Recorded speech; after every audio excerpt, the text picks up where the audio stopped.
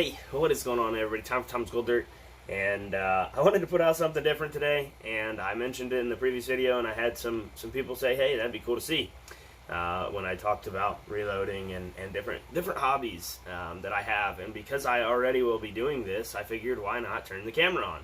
So as you saw in the intro there, I had different stages. I really just did this for the video, and intents and purposes of making the video, of a 9mm, which is probably the most popular handgun cartridge in use today for plinking, next to the 22 for plinking. I mean, 22 is probably the most commonly used caliber in all forms, facets. Everybody in America probably has seen a 22 long rifle, and maybe even around the world, I don't know.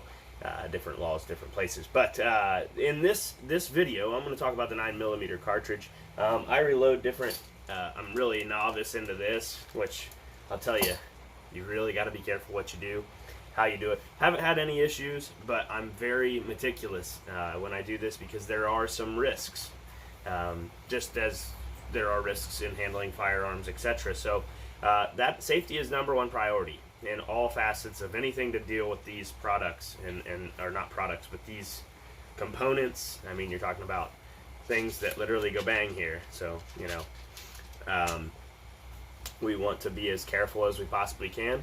And you know, the fun thing about this is plinking. You know, I love putting holes in paper and doing it as effectively as I can. I like to say, I can make this better than what I can buy on the shelf. You know, that'll be yet to be seen.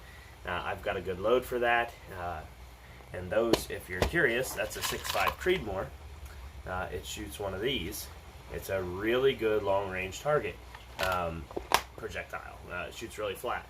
Now, there are better, but I went with that one because of economy. I'm not probably not the world's cheapest person because every hobby I have is expensive, but I am definitely economical in the sense that anything I do, I think about it financially, which is why 9mm is my sidearm of choice. I do own one of these, which this box weighs a ton because those are big, heavy bullets. I like cowboy action. I like the old West guns, and I have several of those.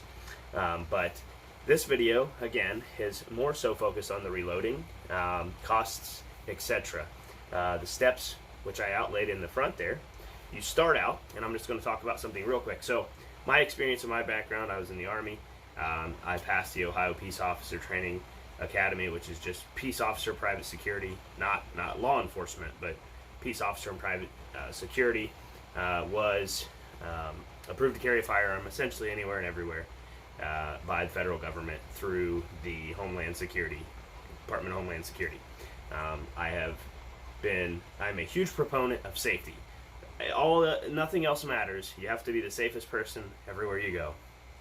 That's the only way to ensure your safety and everybody else's around you. I will not let loose of that. That is my chief complaint about people in general whenever I'm out shooting, is that they do careless things or they're trying to have fun, which you can very well do without being dangerous to yourself or others. But that is where I take a different road than some. I think this is a right. It is our unalienable right, you know, if you read the Constitution or whatever, but it is not a right we should take lightly or be careless with. So I'll get that boring part out of the way real quick, and we're going to jump right into this part of the video now. One last time, and last time I'll harp on it, always, always, always, always be careful. Be safe. Treat every firearm as if it's loaded, pointed in a safe direction, never pointed at anything you do not intend to put a hole through. So always be safe. Please do me that favor. Again, I've had firearms experience since I was 12 years old and have maintained that discipline. My dad actually probably had me learning about firearms much before that, but I think I recall being 12 years old the first time I ever got to shoot something other than a pellet rifle. So my dad was very big on safety. I cleaned a lot of guns that never got shot, but that was all part of his way of teaching me gun safety. You know, handling very much unloaded firearms, in some cases disassembled firearms, and still treating them with the respect that they deserve and should be treated. So with that, let's get to the fun part of this.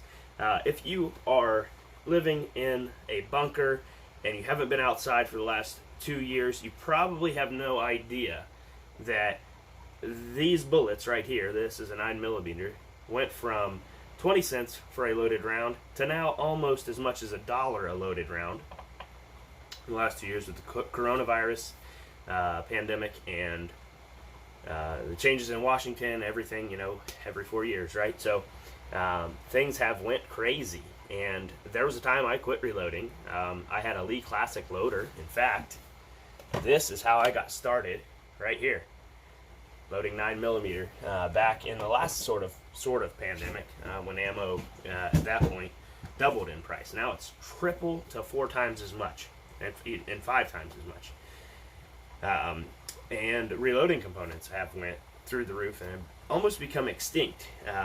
But if you are like me and you have hobbies that you truly love, you will find what you need to keep and maintain those hobbies.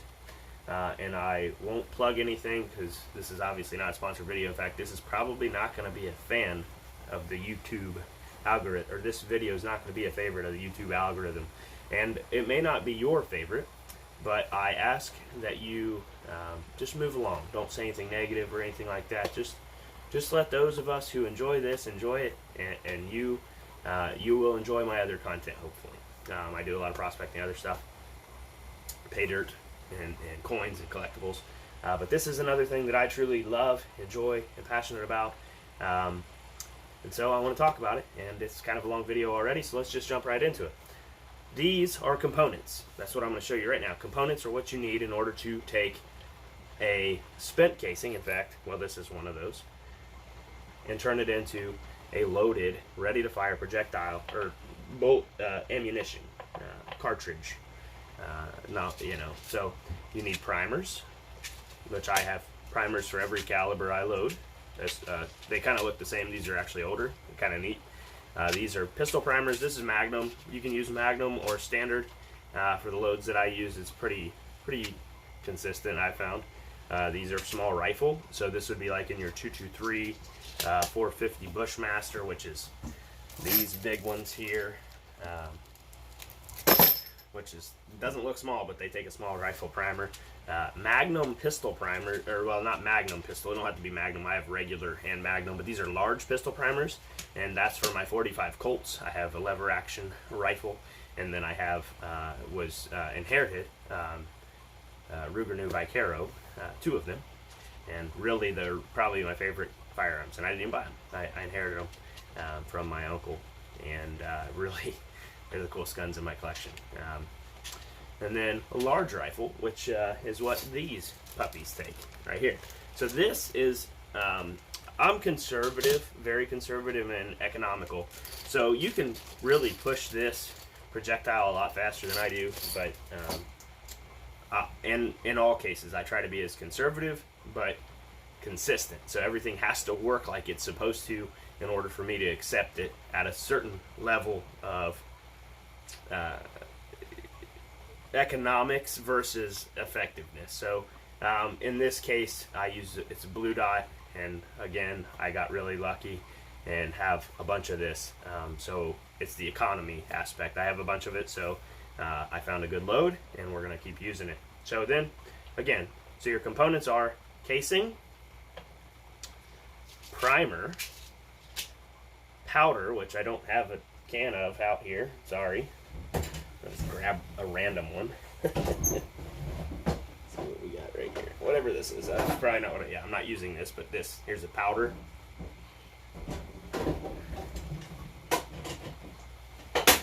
And projectiles, which you have different kinds. This is just your round ball ammo, and this is, or FMJ, whatever you want to call it, round nose. And then this is a hollow point. This is Spear Gold Dot, which I just acquired, and that is actually my favorite round on the planet, projectile anyway. You can Google them or YouTube them. They're very effective at what they're designed for. And we've got, these are Hornady version of that, a little inferior in my opinion, just my opinion. But anyway, then you have all your components, and then you can assemble them. You create the cartridge. So what's here is a press. This is a Lee turret press. It's a 3-hole. It's an older version. They now have a 4-hole version with auto indexing features and stuff like that. But I'm simple, and this actually works for me. I would like the auto index feature. However, you really have a hard time making a mistake on this. You have to manually index, turn the turret to get to your next station, and that lets you double check. Hey, did I put a primer in? Yeah, I put a primer in because it has a priming tool, and you got to put a primer in each one after you clean them. So you essentially, here's the process for reloading, and then we'll show you again in detail. So you have to deprime and resize. Once you go to the range and you have all your fun, you collect your brass, you deprime or you clean. I use a rock tumbler, very cheap. That's the cheapest tumbler you can get. I used it in a video for my Tom's Gold Dirt videos in the past, and now what I use is rice, BBs, and steel shot.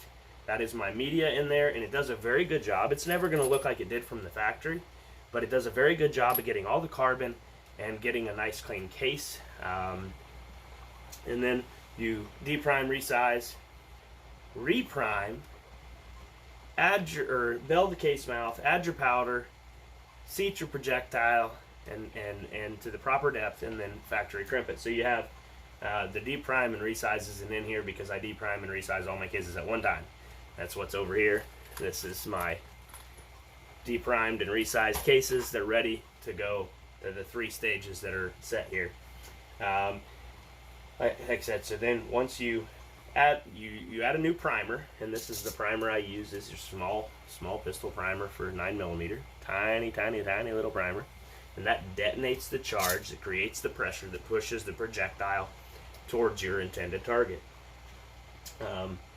And the charge obviously is your powder of choice. And then, like I say, you seat your bullet. You got a bullet seating die. I'm not going to get into too much detail here, but if you guys like this video, I will go through in depth.